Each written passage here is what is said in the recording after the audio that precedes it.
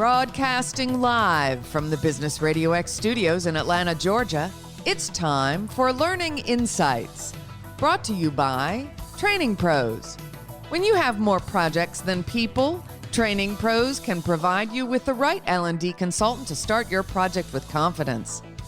Now, here's your host. Lee Cantor here, another episode of Learning Insights Radio, and this is going to be a good one. But before we get started, it's important to recognize our sponsor, Training Pros. Without them, we could not be sharing these stories. Today on Learning Insights, we have Todd Riesterer with LogicMonitor. Welcome, Todd. Thank you. Glad to be here. Well, before we get too far into things, tell us about LogicMonitor. How you serving folks? So we are a high growth, hypergrowth actually, cloud-based IT infrastructure monitoring company with an observability platform. So that's the official language, but putting it into HR person's terms, we help IT teams get awesome visibility and insight into their infrastructure so they can tell how their systems are working and how they can improve them. So now talk about your role as Chief People Officer. So I lead all of our global people operations around the globe, and we've got a couple different categories. We've got the talent acquisition machine, where we are bringing in some of the best and brightest, and we've got the areas where we are retaining folks and engaging them, enabling them to do their best work from a learning and development and comp and benefits and rewards. And then we got workplace experience and diversity initiatives to kind of round out all the areas that help us make the best people successful in their careers. So now in this kind of a pandemic climate, how has that impacted your role? It's pretty crazy. They don't teach this in college, and certainly something I haven't experienced in the many years I've been doing this. And probably the craziest part was, I think, like almost all companies, technology companies, we kind of made a decision to send everybody to work from home around the globe in 9 different countries and offices around the world with about a 5-day notice. And so how do people do their jobs? How do you keep a culture going? Here we are 9 months later and still kind of going at it. I mean, it just turned the world on end, and so everything we kind of figured about how you engage with your teams and how people engage and do their work had to change overnight. And it's been fascinating. What a cool thing to see how adaptable and how much perseverance our teams have. Really, as they, use the word agile in product development. I would say our team has proven to be very agile during these times. And resilient. A lot of these folks are juggling a lot of things. When you say all of a sudden now your home is also your workplace, that's a tough for a lot of people. Yeah. And, for many years now in the HR community, there's this word of bring your whole person to work. And I like to use the word personal professional harmony. I think it better explains versus work-life balance, which is kind of a traditional term. And it just brought it to the forefront immediately. And the level of empathy and understanding and kind of having it forced upon every person in the company when you see into the senior leaders in the places they work, and you see kids and dogs in the background, through every person in the organization. And I think that's been one of the real challenges for people, is how you keep a personal professional harmony alive and well. But to have companies really take a major step forward in understanding and supporting it, it's certainly here at LM. It's been something that we're really proud about and excited about. Now, you mentioned culture early on, and culture is one of those things, if you're not intentional and mindful about it, it's going to form anyway. So you might as well put some effort into it. What are some of the things that LM does in order to kind of have the culture that you're proud of? So I agree with what you said. We are, I believe wholeheartedly that I always say kind of name and claim it. You got to be purposeful if you want to put your stamp on it, because otherwise it'll be very ad hoc and continually evolving, changing, and feel very different in different parts of the organization and the world. And I've done this now at a couple of companies. When I join, we sit down and I sit down with a great number of people who have been great performers and have been around for a while. And I ask the simple question: why did you come and why did you stay? And with that, as well as interviewing the executives, what we want in a company, we put together a kind of 3-slide culture story with the headline about who our people are. Our values are the underpinning to it all. And then the different pillars that people highlighted about the few reasons why the best and brightest have come and chosen to stay. So we've got a really good story that kind of knits everything that we do together around building this, being very purposeful about our culture. So what are some of the highlights of that story? Sure. The lead story is that we call our employees LMers, and the definition is a group of brilliant innovators fiercely advancing the future of IT. And that was just the theme that stood out more than anything else as I talked to some of our people who are, again, improvement performers, have been around. Why'd you come? Is that they're about innovation in bleeding edge products and changing an industry. And that's what we're doing. So that's the headline. Our 3 values that kind of underpin it all are one team, better every day, and customer obsessed. And I think they're really cool. I've seen most companies, many I've been involved in, have 5, 6, 7, 8 values. These 3 serve the purpose and can be really powerful. Everybody remembers them. We weave them into everything we do. And then the 5 specific pillars that people would call out about what they really like about our culture and what keeps them here and keeps them on the right path are the people. They call up being around other very smart, passionate people. I believe in iron sharpens iron. So that's a really big reason people stay is they like the tribe they go to work with. Purpose, the purpose that we're up to, again, changing the IT industry. Our product, I alluded to that earlier, just truly kind of tip of the spear from a technology perspective. Learning and growth is the 4th one. When you hire best and brightest people who are up to big things in life, we're on our toes in HR to have to be making sure we're offering learning opportunities. And then the last one is shared success. So we are a pre-IPO company, and we continually are advancing the rewards and recognition. Every employee LMers got stock. So that's also a big draw for people. So that's the story. And every program we roll out and keep falls into one of these categories. So now you talked about kind of getting better every day, and I'm a big believer in this kind of compounding of little gains over time. How do you measure that, though? Because it can be so small and incremental that it's difficult to measure. Yeah, well, I truly believe, and we believe that if you want to, you can only expect what you inspect. So measurements and data are everything. And I also agree with you that the small wins are the way you kind of build big victories. So what we've done is I take that on 2 fronts. One is on each individual LMer's front, how we're measuring near-term, short-term successes in progress, and then the company's front. So to start with, and obviously the company will be a result of each LMer every day getting better and accomplishing more. So one of the things we did is we tore out kind of the annual performance appraisal. It just really doesn't serve any good. If the company only had to show up once a year and worry about what our results are like, maybe that would be okay. But guess what? We report to boards of directors every quarter, and really every month we are measuring things. So it only makes sense that employees and LMers would be measuring their progress. So we have what we call LMRPs, LMer readiness plans. And they are a tool and a forum for every LMer to it's kind of their contract with their manager about what their goals are, both on a professional basis, doing their job, how they're doing it better, and a development basis. So LMRPs are the kind of scorecard of managers and each LMer, weekly one-on-ones. They're tracking how they're doing against the performance goals they've got and the development goals. And they both can put comments in there. And it is, it's kind of taking the Agile, as I talked about earlier, process down to each individual LMer level. And by the time you get to the end of the year, you've got a whole year's worth of progress kind of tracked throughout the year. You can add goals, you can delete them, you can close them off. So it's a really powerful way to track a day in, day out, week in, week out progress. And we do the same thing with the company. We've got a company scorecard. We report out to the full company once a month on how we're doing against the key metrics. And then certainly every quarter there's a more formal report out. So I think the two really do work well hand in hand, and as you said, help the small wins stack up to big victories over the long run. Now, how are you guys handling kind of diversity and inclusion? Everybody, kind of gives lip service at least to diversity, and that's what we strive for.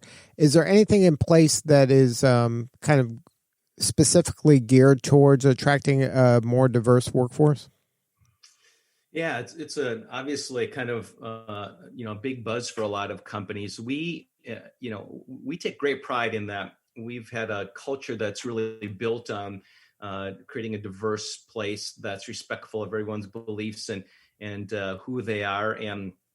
But certainly this year, it was a good an impetus for us to really look at what we're doing, and once again, become more purposeful, become more strategic, and get aligned on how we're really ensuring that our workplace is a place that moves the needle and is a place that we've got very diverse thinking. I absolutely believe, and we've always believed here, that successful companies don't just major in diversity and equality and inclusion because it's the right thing, which it is, and also because it is what drives business results. And what we did when we got more purposeful is we kind of decided we're gonna go at this in two ways. One is empowering our LMers to kind of move the needle. So we've got learning opportunities, ongoing education, unconscious bias training. We're bringing outside speakers. We have community groups, many community groups that people can participate in with their peers to raise issues, to have dialogue. People of color is one. Women at LM is another, and Pride is a third. Those are three of our big ones, including a LM Cares philanthropy group. So there's about 3 or 4 that we have about 30%, about a third of our LMers are actively involved in. So that's the first branch, is empowering our LMers to learn, participate, and impact change. Then the second one is, what can we as a company do to create opportunity for underrepresented groups who are battling equality? So what we've done there is on the recruiting front, in addition to, of course, trying to become a workplace that is very comfortable and respectful and inclusive, that people of all different underrepresented groups want to work at. We also decided that technology as a whole needs a significant number of increased people coming into the workforce from these underrepresented groups. So we've partnered with Code to College, an awesome organization based in Austin that introduces high school students actually from underrepresented groups, really specifically people of color as well as women, into technology careers very early.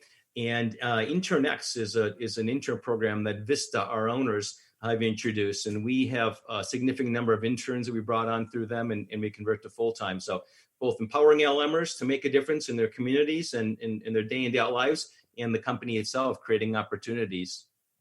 Well, kudos to you, because a lot of hypergrowth companies just don't kind of make the time to invest in those underrepresented groups like that. And hats off, because that's important, and you're role modeling that behavior for other up and coming hypergrowth companies, that it is possible, and it's worth doing.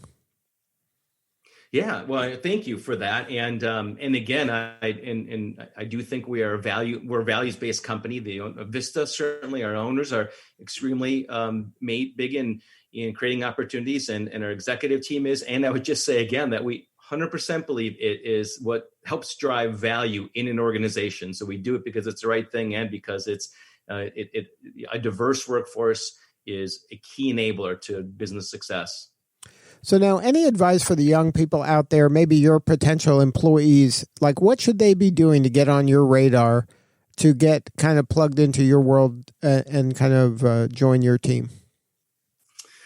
Yeah, so certainly, obviously, be looking for our website and other places that we post jobs. And if we don't have a job posted, people can apply and make contact with our talent acquisition team. We are always out proactively trying to make conversations and build networks of talented people from all levels of experience and walks of life. So I would say that's number one, and be keeping up to date on our industry and in our website and some of we just had a big product release understand what this infrastructure monitoring space looks like and how it's evolving. It's a fast moving, one of the most exciting places in technology to be working right now. So stay up to date on that. And then the two things that we kind of use as a moniker around here about what we look for is skill and will. Skill and will. It's kind of got a nice ring to it, and it happens to work. So I'd encourage everybody to think about what skills are you building. What are you adding to your repertoire that you can offer to a company around learning about technology, learning about whatever your area of focus is, if it's HR, if it's engineering or marketing. Keep adding to your skills, take classes, go to seminars, and then display in your personal life and certainly in your professional life, going above and beyond, and the desire to be passionately making yourself better. If you keep doing those things and reach out to us, I'm sure there's a fit, because we are scaling and growing our workforce by about a third every year. So now, how has this kind of work from home environment and this remote environment impacted the way that you onboard somebody and then kind of immerse them in your culture? Yeah, it's a great question, because as you might imagine, we can all guess, it's a real challenge. I think we've known for years, centuries, that people learn best and gain energy and commitment when they are physically in communication stronger, when we're face to face with each other and with each other physically. So you remove that on the spur of the moment, and back in March, feels like way back when, you kind of have to rethink all of that. So certainly using tools and technology, as everybody else, Zoom and Slack has been really key for us. And we run different courses. You need to, day-long sessions aren't going to make it. You can't expect somebody to be on on Zoom for a day. So you put the learnings into more bite-sized pieces and kind of scatter them out through the first couple of weeks.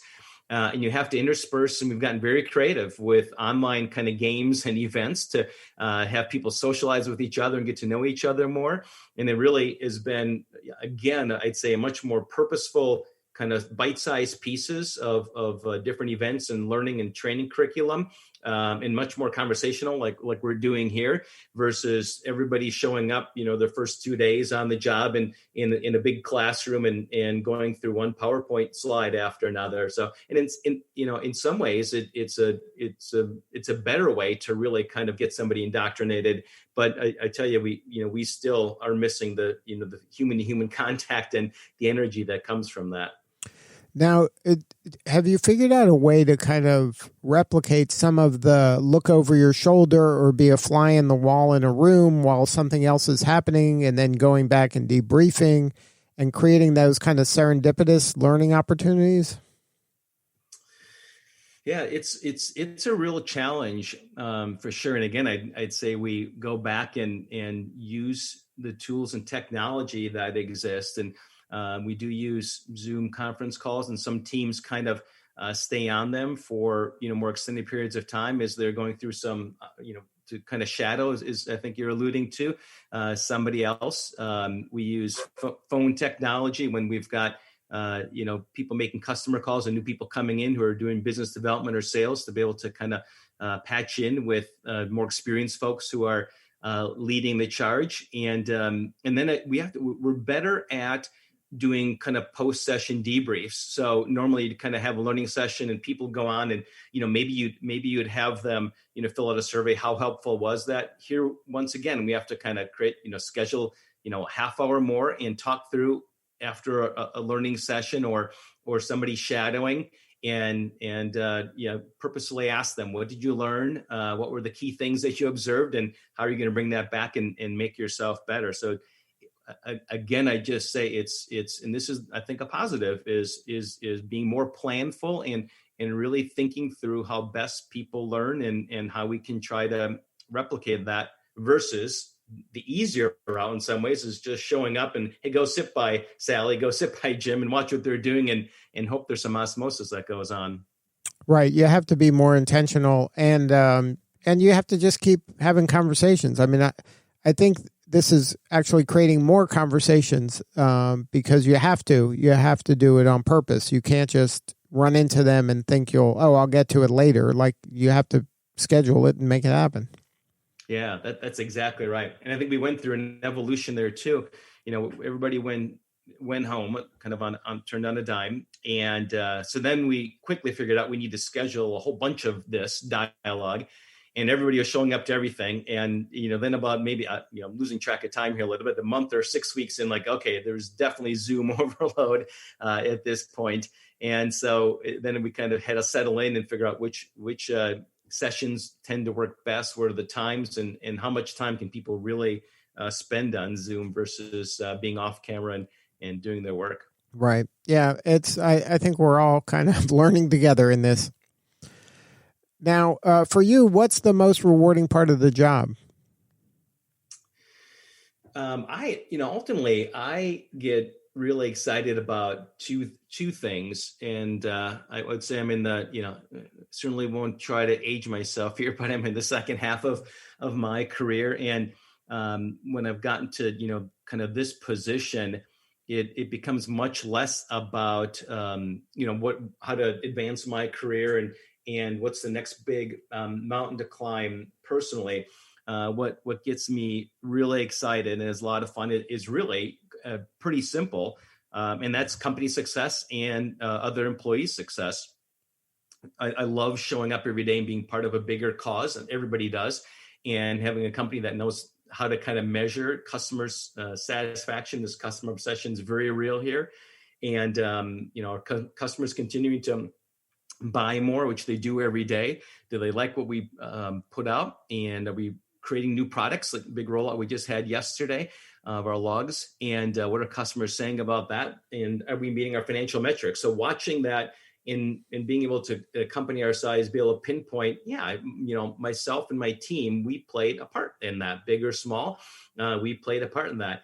And then the other piece is, I've been fortunate to have some, feel good about the success I've had in my career and accomplish a lot of my goals. I really enjoy helping other people. And that's what keeps me energized in HR. I mean, in some ways, I'm kind of doing the same thing as I did the first days I started in HR at the beginning of my career.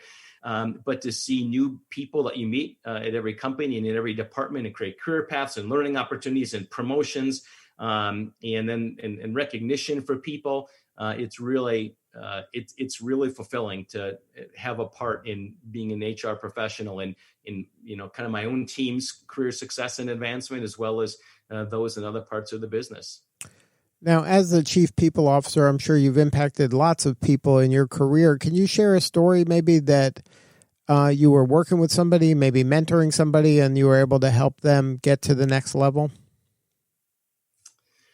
Yeah, I certainly, wouldn't put names out there, but I for much of my career, I spent and was living in Silicon Valley and working in larger companies that were kind of becoming, even larger than that.